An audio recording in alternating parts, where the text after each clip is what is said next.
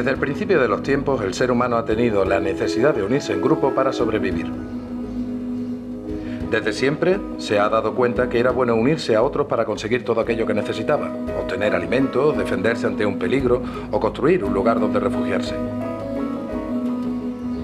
Unirse a los demás le facilitaba las tareas que tenía que realizar y le permitía conseguir sus objetivos con mayor rapidez y eficacia. Incluso había cosas que no podía hacer solo, pero sí en cooperación con los otros. Un hombre prehistórico, por ejemplo, nunca hubiera podido cazar un mamut solo. Para ello tenía que unirse a otros hombres y trabajar en grupo. Unos rastrearían la zona en busca del animal, otros lo asustarían para que se dirigiera a algún pantano cercano donde su caza sería más fácil, y otros atacarían al animal atrapado en el lodo. Al final, todos tendrían su parte de carne o de piel.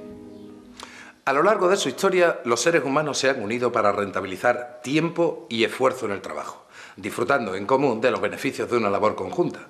En este capítulo analizaremos los fundamentos de la economía social, cómo y por qué surgieron este tipo de empresas y su evolución hasta nuestros días. Prepárate para un viaje a través del tiempo.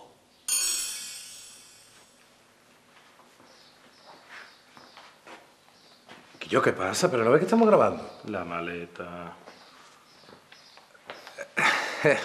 En fin, no todo el mundo puede viajar a través del tiempo.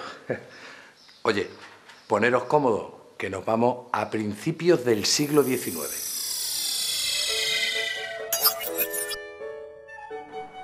El gran hito del desarrollo tecnológico y económico de la historia reciente de la humanidad fue la Revolución Industrial. La creación de la máquina de vapor y el uso del carbón mineral como principal fuente de energía marcaron un tremendo desarrollo industrial. Pero claro, este desarrollo también agudizó las diferencias sociales, creando situaciones de verdadera injusticia. Salarios miserables, interminables jornadas de trabajo, infames condiciones laborales y de vivienda y, sobre todo, explotación de la mano de obra infantil. Era necesario un cambio ideológico y social hacia un reparto más justo de los beneficios de la economía.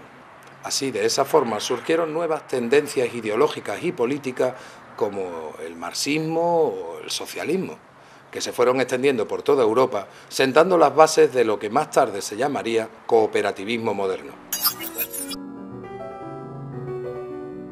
¿Pero dónde apareció la primera cooperativa? En Inglaterra. Concretamente cerca de la ciudad de Manchester, donde un grupo de trabajadores se unió para formar la primera cooperativa de la historia. Eran 28 miembros, y se trataba de una cooperativa de consumo. Es decir, compraban mercancías de forma conjunta, lo que les permitía comprar y vender mucho más barato. Se llamaban los Justos Pioneros de Rochdale. Vamos a conocerlos. Este grupo de personas asentaron las bases de los actuales principios cooperativos, que son la adhesión libre y voluntaria, la gestión democrática,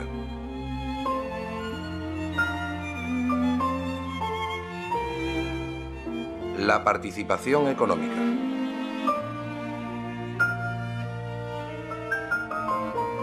formación y educación,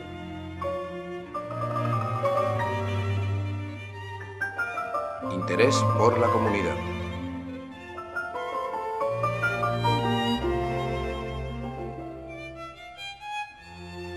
Cooperación entre cooperativas. Y autonomía e independencia.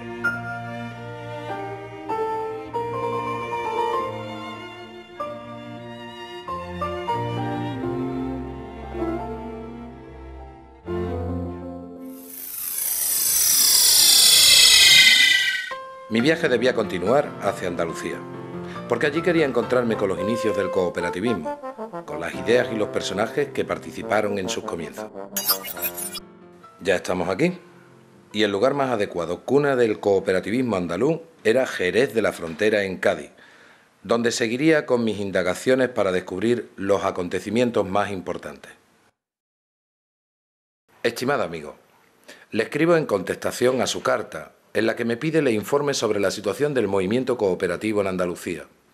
Una cosa es cierta, Y es que han llegado hasta nosotros ideas procedentes de diferentes puntos de Europa que apuestan por nuevas formas de afrontar el trabajo de manera conjunta, como es el caso de los falansteros y del francés Fourier. Consisten en comunidades creadas con afán autosuficiente que mantienen la igualdad de trato y bienes entre todos los componentes. Todas estas ideas nos han llegado por medio de un gaditano, Joaquín Abreu, primero marino y después destacado político, llegando a ser diputado en las Cortes de Cádiz en 1823. Su oposición a Fernando VII le llevó al exilio en Francia, donde conoció a Fourier. Fernando Garrido Tortosa es uno de sus seguidores más fervientes. Él nació en Cartagena, aunque reside en Cádiz desde joven. Un republicano, revolucionario y propagandista del socialismo. Fernando Garrido. Este político será considerado con el tiempo promotor del cooperativismo en nuestro país e inductor al socialismo. El movimiento cooperativo está aumentando cada día más, teniendo una vital importancia en Jerez, donde destacan los justos pioneros de Rochdale, en honor a la primera cooperativa, creada en Manchester. Se crean nuevas cooperativas y de diferente tipo, agrarias, de consumo, artesanales o de crédito. El movimiento cooperativo es una realidad en Andalucía.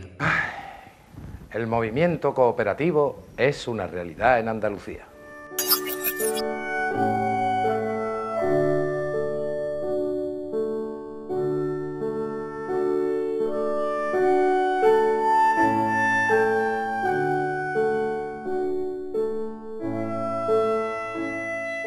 En una época de tremendas convulsiones sociales y políticas, la Revolución de 1868, popularmente conocida como la Gloriosa, supuso un importante cambio en las estructuras políticas del país. La gente se sentía descontenta, porque cada vez se veía más dominada por las clases más adineradas. Un hito importante fue la creación de la Primera República en 1873. La gente empieza a asociarse libremente a partir de 1881, aunque no es hasta 1887 cuando se aprueba la primera ley de libertad de asociación, con especial atención a las cooperativas, que en su mayor parte eran de consumo, como las de los pioneros de Rochdale.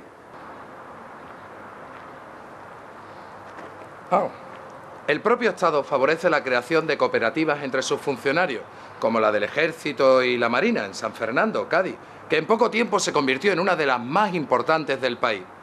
Era clara la creciente importancia de este tipo de asociaciones ante los agentes sociales y políticos, pero la imagen positiva de las cooperativas se vio dañada por el levantamiento de Jerez en 1892, precisamente en una de las zonas más importantes de la economía social en Andalucía.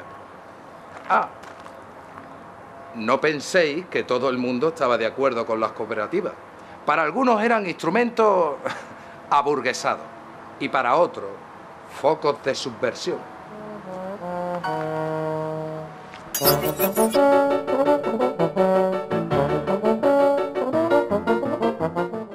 A principios del siglo XX, y en una España aún convulsa por la pérdida de las últimas colonias, el movimiento cooperativo cobra mayor importancia en Andalucía. Por aquella época, menos de 200 personas disponían de la cuarta parte del suelo cultivable en nuestra región. Lo típico, la mayor parte de la tierra en manos de unos pocos. En 1929, un decreto regula las instituciones de crédito popular, cajas rurales, cajas de ahorros, cooperativas, etc. Y en 1931 aparece la Ley Republicana de Cooperativas. Existen ya en este tiempo tres clases diferenciadas de cooperativas que son las predominantes en el ámbito andaluz: las agrarias, las de consumo y las obreras de producción. Y por estas fechas también se celebra el primer Congreso Español de Cooperativas, donde hay representadas más de 255 empresas de este tipo.